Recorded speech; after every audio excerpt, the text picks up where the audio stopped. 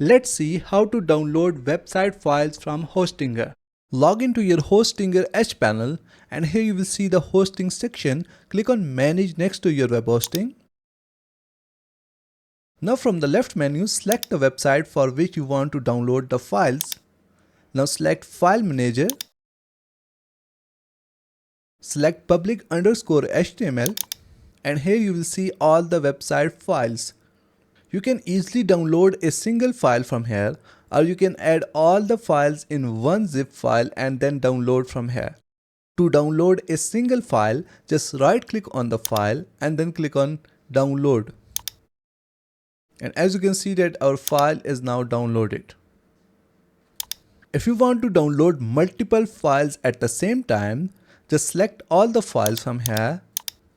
After that, from the top, just click on this archive button. Select zip from here. Now scroll down from here and here is the zip file. Just select it and then right click on it and then click on download. So that's it for today. Thanks for watching. Please like and subscribe.